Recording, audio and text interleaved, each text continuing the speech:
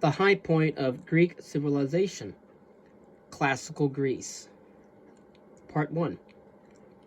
Classical Greece is the name given to the period of Greek history from around 500 BCE to the conquest of Greece by the Macedonian king Philip II in 338 BCE. Many of the cultural contributions of the Greeks occurred during this period. The age began with a mighty confrontation between the Greek states and the mammoth Persian Empire. The challenge of Persia. As the Greeks spread throughout the Mediterranean, they came into contact with the Persian Empire to the east, which we have discussed earlier. In his play The Persians, the Greek playwright Aeschylus reflected that some Greeks perceived to be the essential difference between themselves and the Persians. The Persian queen, curious to find out more about the Athenians, asks who commands them, who is shepherd of their host. The chorus responds, "They are slaves to none, nor are they subject." Thus, at least some Greeks saw the struggle with the Persians as a contest between freedom and slavery. To the Greeks, a person was a citizen of the state, not a subject. The Ionian Greek cities in Western Asia Minor had already fallen subject to the Persian Empire by the mid-6th century BCE. An unsuccessful revolt by the Ionian cities in 499 BCE, assisted by the Athenian navy, led the Persian ruler Darius to seek revenge by attacking the mainland Greeks. In 490 BCE, the Persians landed an army on the plain of Marathon, only 26 miles from Athens. The Athenians and their allies, again the Marathonamachoi, were clearly outnumbered, but led by Metilides, one of the Athenian leaders who insisted on attacking. The Greek hoplites charged across the plain of Marathon and crushed the Persian forces. Xerxes, the new Persian monarch after the death of Darius in 486 BCE, vowed revenge and planned to invade. In preparation for the attack, some of the Greek states formed a defensive league under Spartan leadership. The Athenians, in the meantime, had acquired a new leader, Themistocles, who persuaded his fellow citizens to pursue a new military policy, namely the development of a navy. By the time of the Persian invasion in 480 BCE, the Athenians had produced a fleet of about 200 vessels, primarily triremes. Triremes were ships with 3 banks of oars. Xerxes led a massive invasion force into Greece, close to 150,000 troops, almost 700 naval ships, and hundreds of supply ships to keep the large army fed. The Greeks tried to delay the Persians at the Pass of Thermopylae, along the main road into central Greece. A Greek force numbering close to 9,000 under the leadership of the Spartan king Leonidas and his contingent of 300 Spartans held off the Persian army at Thermopylae for 2 days. The Spartan troops were especially brave. When told that the Persian arrows would darken the sky in battle, one Spartan warrior supposedly responded, "That is good news. We will fight in the shade." Unfortunately for the Greeks, a traitor told the Persians how to use a mountain path to outflank the Greek force. The Spartans fought to the last man. The Athenians, now threatened by the onslaught of the Persian forces, abandoned their city. While the Persians sacked and burned Athens, the Greek fleet abandoned their city.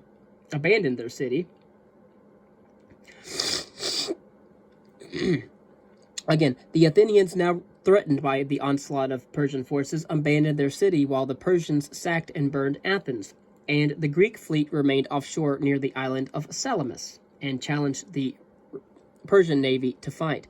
Although the Greeks were outnumbered, they managed to outmaneuver the Persian fleet and utterly defeat the Persian navy. A few months later, early in 479 BCE, the Greeks formed the largest Greek army seen up to that time and decisively defeated the Persian army at Plataea, northwest of Attica. The Greeks had won the war and were now free to pursue their own destiny. The growth of an Athenian empire in the age of Pericles. After the defeat of the Persians, Athens took over the leadership of the Greek world by forming a defensive alliance against the Persians called the Delian League in the winter of 478 to 477. Its main headquarters was on the island of Delos, but its chief officials, including the treasurers and commanders of the fleet, were Athenian. Under the leadership of the Athenians, the Delian League pursued the attack against the Persian Empire. Virtually all of the Greek states in the Aegean were liberated from Persian control. Arguing that the Persian threat was now over, some members of the Delian League wished to withdraw. But the Athenians forced them to remain in the league and to pay tribute. In the year 454 BCE, the Athenians moved the treasury of the league from Delos to Athens. By controlling the Delian League, Athens had created an empire. At home, Athenians favored the new imperial policy, especially after the year 461 BCE, when politics came to be dominated by a political faction led by a young aristocrat named Pericles. Under Pericles, who remained a leading figure in Athenian politics for more than 3 decades, Athens embarked on a policy of expanding democracy, both at home and its new empire abroad. This period of Athenian and Greek history, which historians have subsequently labeled the Age of Pericles, witnessed the height of Athenian power and the culmination of its brilliance as a civilization. Again, to briefly remark on the Greek trireme. The trireme became the standard warship of ancient Greece. Highly maneuverable, fast, and outfitted with metal prows, Greek triremes were especially effective at ramming enemy ships. During the Age of Pericles, the Athenians became deeply attached to their democratic system. The sovereignty of the people was embodied in the assembly, which consisted of all male citizens over 18 years of age. In the 440s, that was probably a group of about 43,000. Not all attended, however, and the number present at the meetings, which were held every 10 days on a hillside east of the Acropolis, seldom reached 6,000. The assembly passed all laws and made final decisions on war and foreign policy. Routine administration of public affairs was handled by a large body of city magistrates, usually chosen by lot, without regard to class, and usually serving only 1-year terms. This meant that many male citizens held public office at some point in their lives. A board of 10 officials, known as generals, or strategoi, was elected by a public vote to guide affairs of state, although their power depended on the respect they had earned. Generals were usually wealthy aristocrats, even though the people were free to select otherwise.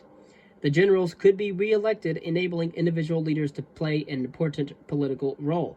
Pericles' frequent re-election, which was 15 times, as one of the 10 generals, made him one of the leading politicians between the years 641 and 429.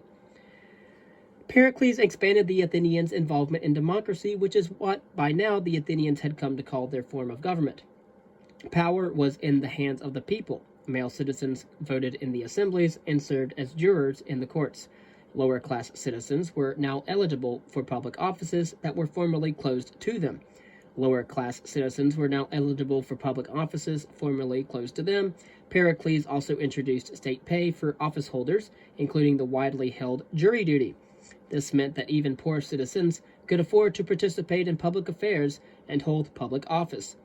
Nevertheless, although the Athenians developed a system of government that was unique in its time, in which citizens had equal rights and the people were the government, aristocrats continued still to hold the most important offices, and many people, including women, slaves, and foreigners residing in Athens, were not given the same political rights. Under Pericles, Athens became the leading center of Greek culture.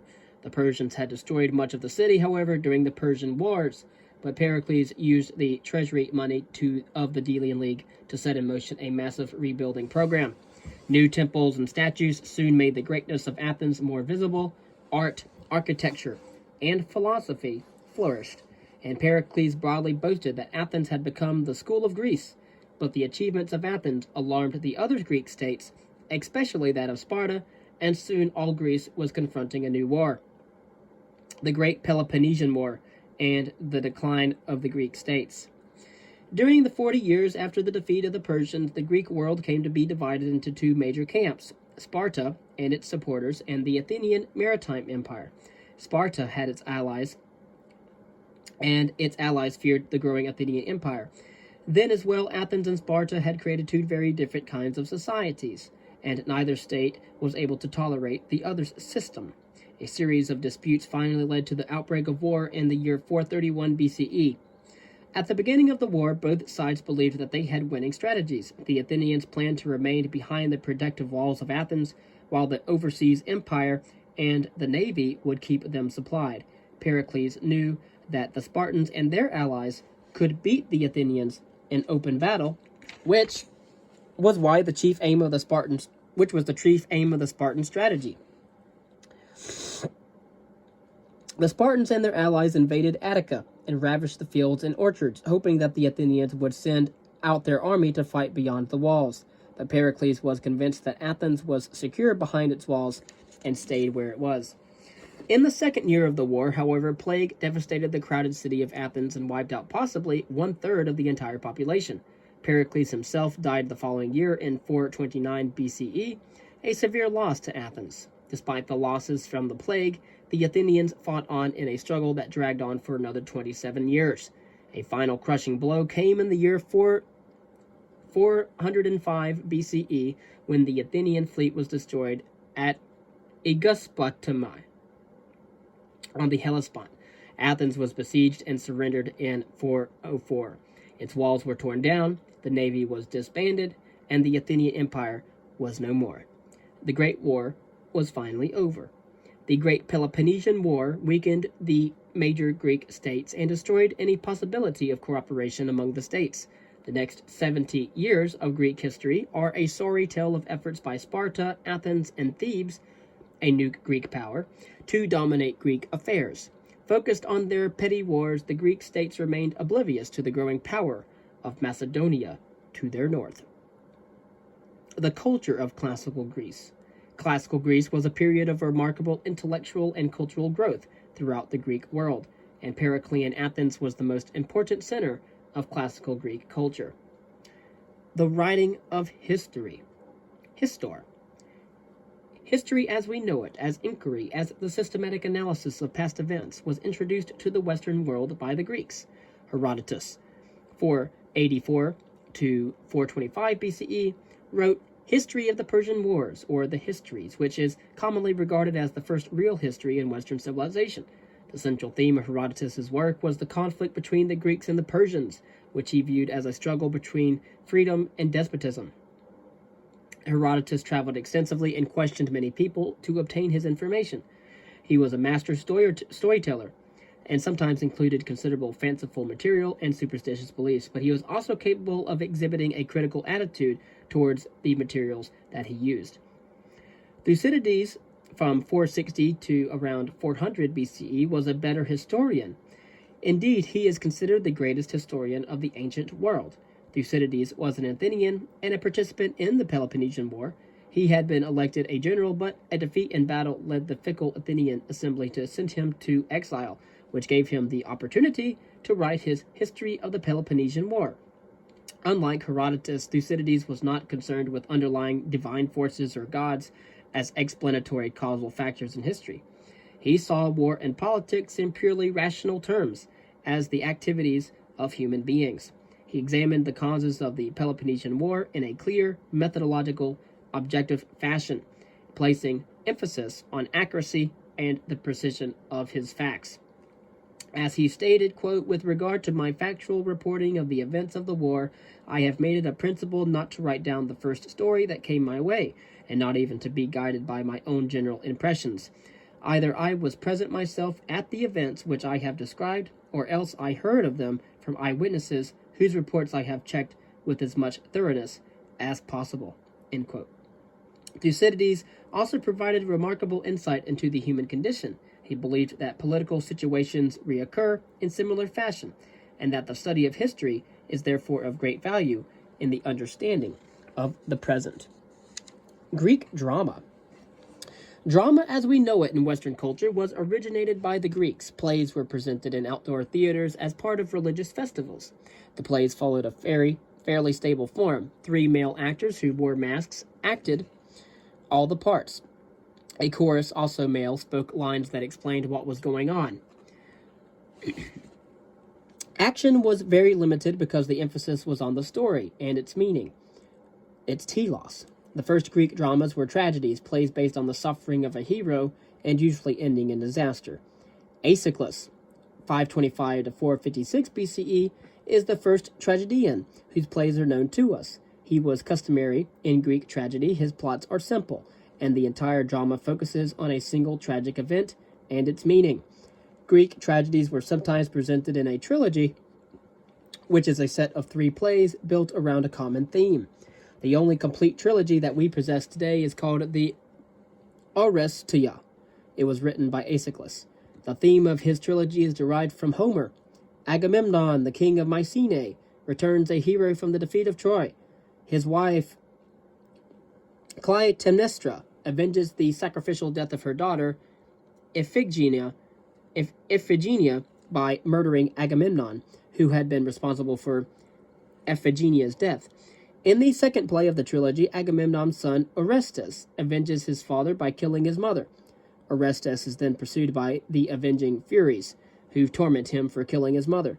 Evil acts breed evil acts, and suffering is one's lot, suggests Aeschylus.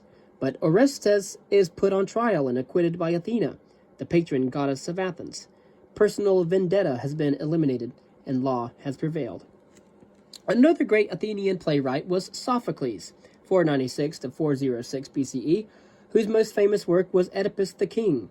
In his play, The Oracle of Apollo foretells that a man, Oedipus, will kill his own father and marry his mother.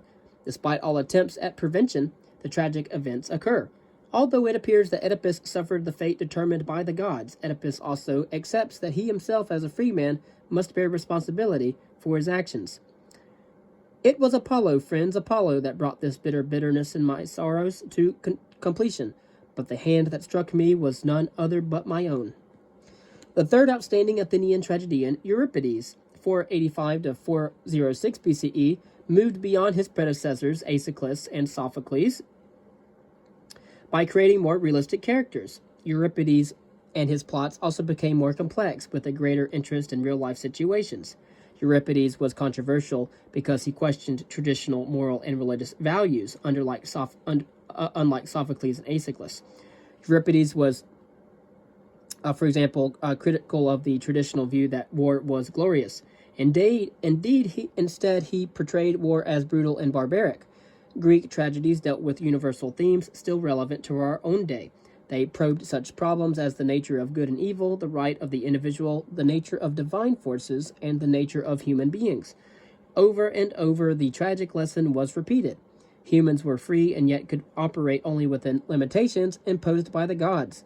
Striving to do the best may not always gain a person's success in human terms, but is nevertheless worthy of the endeavor. Greek pride in human accomplishment and independence was real, as the chorus chants in Sophocles' says, "Is there anything more wonderful on earth, our marvelous planet, than the miracle of man?" Greek comedy developed later than tragedy. The plays of Aristophanes, 450 to 385 BCE, who used both grotesque masks and obscene jokes in order to entertain the Athenian audience. These are examples of old comedy, but comedy in Athens was also more clearly political than tragedy. It was used to attack or savagely satirize both politicians and intellectuals. Of special importance to Aristophanes was his opposition to the Peloponnesian War. Lysistrata, performed at 411 BCE, when Athens was in a serious danger of losing the war, had a comic but effective message against the war.